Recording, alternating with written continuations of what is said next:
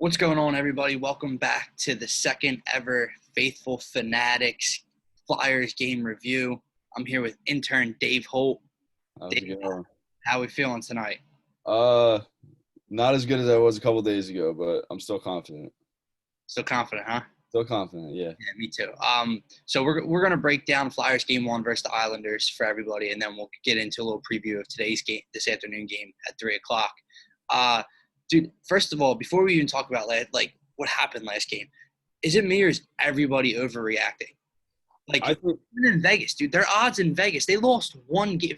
Like, put it this way, in the whole scope of things, since they came back in the bubble, they've gone 3-0 in the round robin. They beat Montreal 4-2. I know it wasn't a pretty series, but they won in six. And now they lose game one to the Islanders. I get it. It was 4-0. yeah. I think people are overreacting as well. The Islanders play a different game to what Montreal played. You know what I mean? I think they're both very defensive minded. The thing with the Islanders, which we'll definitely talk about, I guess we'll jump in with this point from game one, and you saw it right off the bat. They scored what 6-7 minutes into the game from a point shot that Carter Hart really didn't see. I guess there's four Yeah, bodies in front of him in a line, and then once they get a lead, they pack it in defensively, and they make it extremely difficult for you to get pucks to the middle of the zone, of the middle of the ice in your zone, and they make you shoot from the outside, which is not a high percentage chance of scoring. So I think the first thing that's the first thing I noticed, which I guess going forward is going to be big for me, is the Flyers getting the first goal, and because Varlamov is a very, very good goalie, and it looks like he's getting hot this postseason right now. yeah. So you cannot trail this Islanders team one. I mean, 1-0 something is, I'm not going to complain, but 2-0, 3-0, you got little to no chance then. Yeah. Yeah, the one thing that I do think they're different from Montreal is that they capitalize on their chances better. So you can't, you got to surrender less chances to them because they've got bigger names. They've got, I know we kept like Barzell off the sheet and Bavillier off the sheet, but I mean, they've still got some great depth and they can still bury their chances just like we can. So I think you really got to be better with the puck in the defensive zone. And when the puck is out of the zone, you got to give them trouble when they try and come back in. Yeah, that was it the goal to go up 2-0 or 3? I know the one was the defensive play in our zone on the boards, got kicked out, flipped over Coots' stick, and then one timer basically, or just one-on-one with Carter Hart. But then the other one was a fast break coming the other way from a turnover, a deflected shot, and next thing you know, they're just two passes, goal, bang bang. Yeah. So they're very difficult to play against. Obviously, they're faster, they're more talented than in Montreal, and they play very good defense for Barry Trotz. I think they bought into that concept. But Dave, let's start the first period because you said it in our last episode about how you expect the Islanders to come out fast and strong, and that's exactly what you saw happen. They came Yeah. out. They gave the Flyers like their best shot, I thought, and that was the one thing I could take away. As bad as that first period was, I think they outshot us like 13 to 4, I think. something in that range. And I guess the one, like what I tried to take away was, okay, the Flyers weathered the storm. Like the Islanders gave them their best shot. They came out, they outskated them to every puck. They were quicker than them. They controlled the puck in our zone most of the entire first period. And it was only 1-0 because Carter Hart stood on his head in the first period. Made some incredible And then saves. the Flyers come out in the second period, and in my eyes, absolutely dominate the game, like the Absolutely. entire second period. And it was just, I mean, they had some really good chances. There was the Kevin Hayes breakaway, just got away from his stick. He did not look sharp. He was losing pucks left and right in game one. Konechny, I don't remember. I could be wrong here, so excuse me, but was it the second period or was it the third period before it got out of hand where Konechny had the one-timer and it was literally going to be an empty net goal and the defenseman slid his skate back and blocked Yeah. I the forget shot. what period it was. That was another one. Giroux fed Coots a deflection one-timer right by it and right by the goal, and it hit off the post. I mean, the Flyers had good looks, and they actually, I think they might have outshot the Islanders or like evened it up after that rough first period. Yeah, But they finished after the first period, the Islanders, I think, were up 15-4 shots. They both finished with 29. Yeah. So from the end of the first, I mean, the Flyers, I don't want to say they dominated the game. I mean, they lost 4-0, but Yeah. I mean, the chances were there after the first period. I knew that the Islanders were going to come out strong and come out fast, and I really thought that they were going to put one in before the Flyers did. But I mean, the Flyers bounced back. They didn't play that bad of a game, and really defensively it was wishy-washy. But you know, if it wasn't for Carter in that first period, they could have been down 4-0 at the end of the first. So look, I think AV said it best because he came out and said it yesterday about the what was the word he used? Like the want was there, like the energy was there, but the execution wasn't. And I think that was perfect. I think that perfectly summed up game one because I don't think outside of the first period, I don't think the Flyers played as poorly as people think or as people looked at that game. I think the Flyers dominated the second after getting dominated in the first. The third period, they came out strong, and then the Islanders got the 2-0 goal, and from there it went a little bit south. But even then, they still got shots on Varlamov. I think it was execution. When the Islanders had their good looks, they put them in the back of the net. When the Flyers had their good looks, it came off their stick. It was a blocked shot. Varlamov made a great save. It went off the post. The execution wasn't there. And I think that was kind of the story of game one. Like he said, was execution. Yeah, I agree. And I think, you know, this series has two really good coaches behind the benches. AV and Barry Trotz won a couple years ago with the Caps. You know, I don't expect anything less from the Islanders this game than what they did last game. And I think that, you know, Barry Trotz is going to drive that home. But I also think that AV is going to, you know, get the Flyers right and let them know that hey, you guys were getting chances. You guys were playing well once that first period ended. But just take it a shift at a time and just, you know, when you get the chances, capitalize on them. Yeah, look, before we move on to game two and preview that a little bit, two things stood out to me. I expect the one to be adjusted, which is Shane Gostisbehere. We talked about him in our show 2 days ago. He can't play the series. No. Like, just as he has a good game in game 6 and you're like, oh, Ghost might be back. It's awful in game one. I counted 3 turnovers at least from him. So to me, I think you'll see that adjustment by AV. He doesn't wait for that, especially in a 7-game series when you lose game one. I think Robert Haig will be back in the lineup today, but we'll see probably very shortly. And the other thing, the only part that is worrying me, Dave, but however, I said the chances were there, so maybe it was just the execution part. Maybe that gets turned around today. But the offense is still struggling.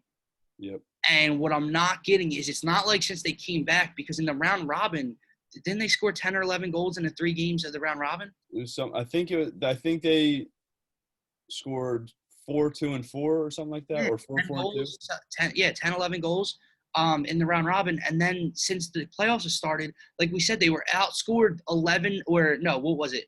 13-11, I believe. 13-11 in the Montreal series. They got one more goal in a 6-game span than they did in a 3-game span. Yeah. And then when you come to this series, it's like, okay, let's, you know, they even said before game one, we know we can take it to another level. We know we have to take it to another level. And the leadership isn't doing, like the offense isn't there. That is the only question mark, in my opinion, is that, first of all, I'm going to come out and say this. I had him being one of the 3 stars of my game in game one. Sean Couturier continues to look slow. Like this, I don't know what his deal is. Look, I'm not a hockey fazant, like whatever the word is. But maybe he's doing things that I'm not noticing, smaller things that the first line center does. But we need production out of our first line center. We need goals. We need points. And he's just not showing up right now. The captain hasn't shown up. Kevin Hayes, who we talked about a lot about last episode, he lost the puck I don't know how many times off his stick. Konechny's still struggling to find the back of the net. The only guy that's really played well, and then he didn't show up in game one, was Jake Voracek. So James Van Riemsdyk looks like he can't play anymore all of a sudden. I don't know, but that is the one thing that it doesn't turn around quickly. Like if it doesn't turn around today and you go down 2-0 in this Islander series, I will say you are in trouble.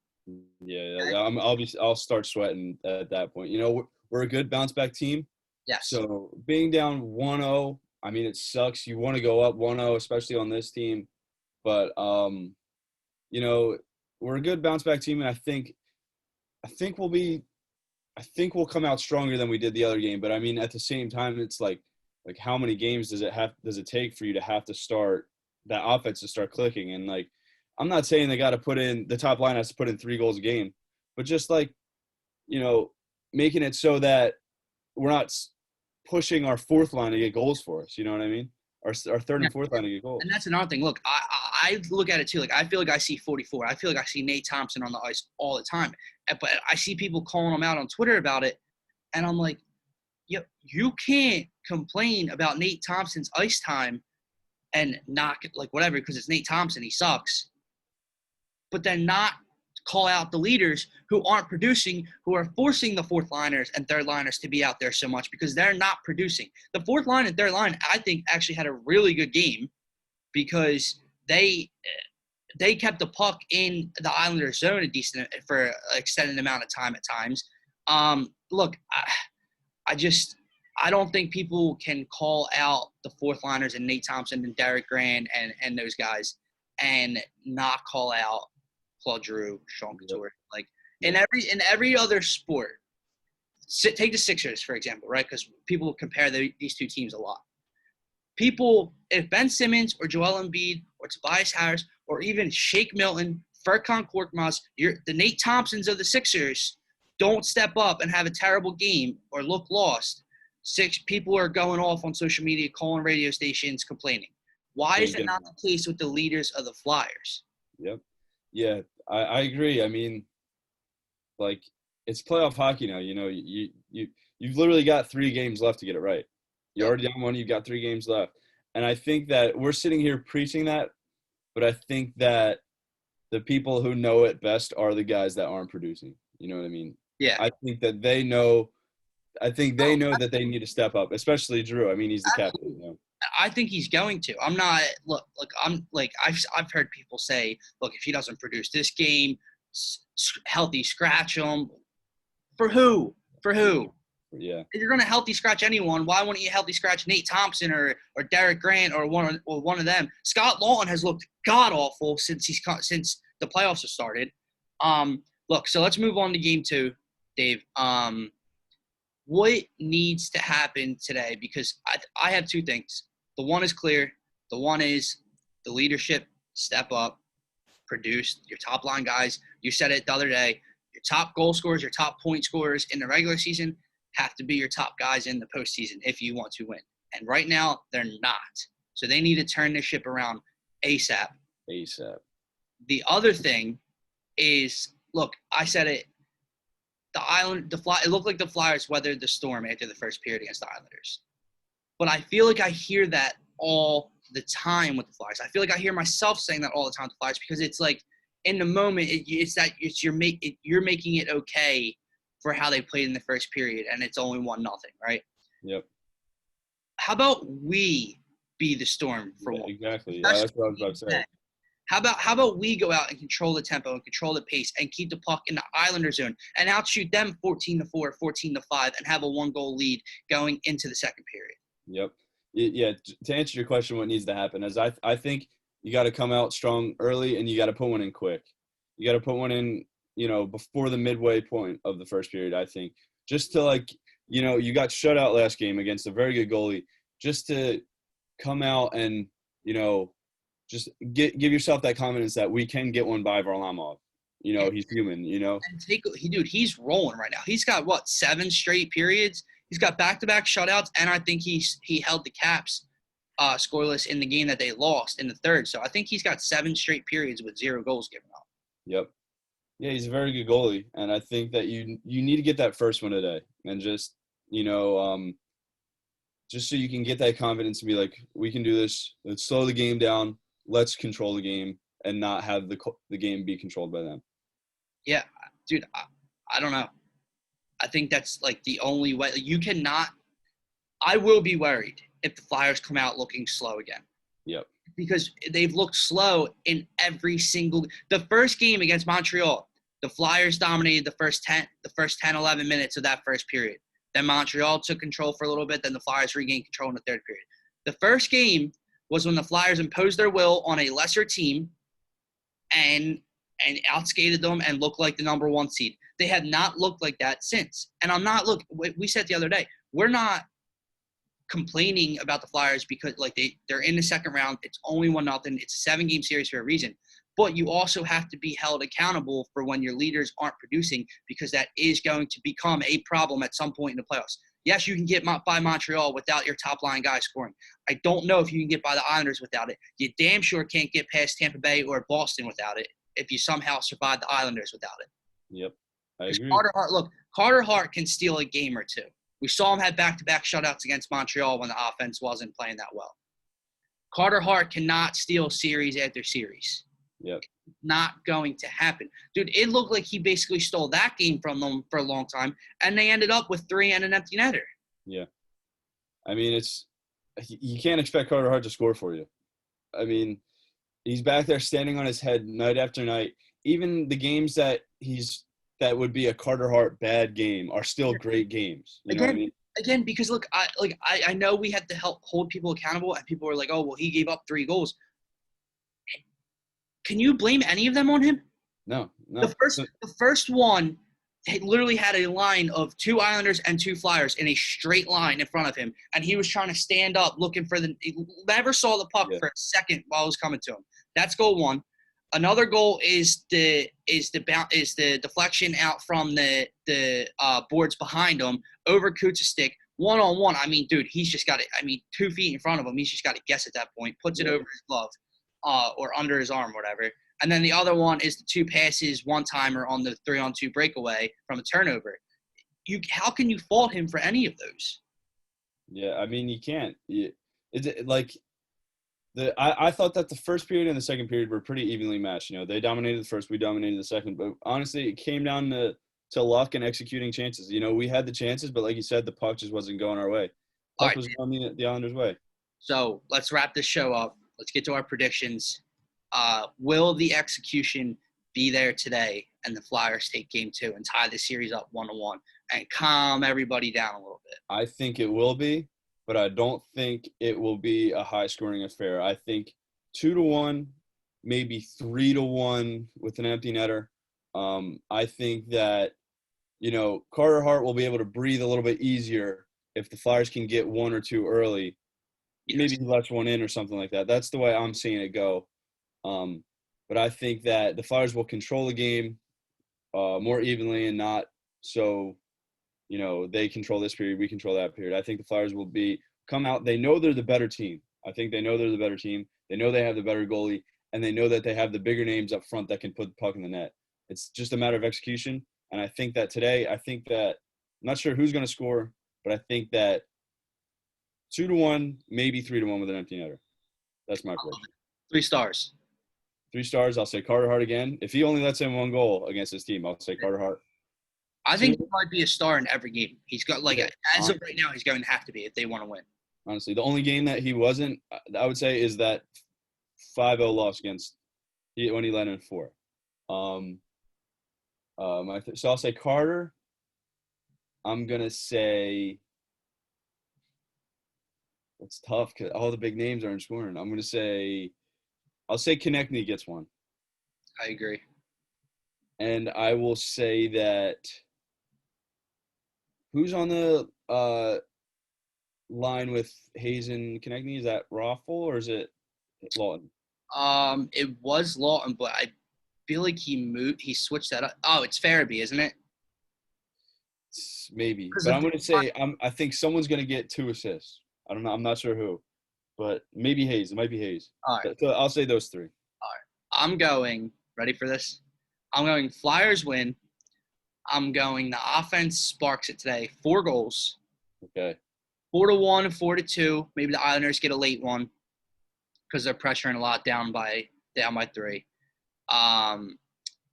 And I know I just said Carter Hart only gives up 1 or 2 goals, but I'm not going to include him in the 3 stars because I'm going to say that top liners wake the hell up today. The captain. Please. The captain. I agree with you. Konechny gets 1, at least 1 today. And I'm going to say the kid Joel Farabee All right. gets an assist and maybe a goal. I hope you're right. I Always, hope we're both right.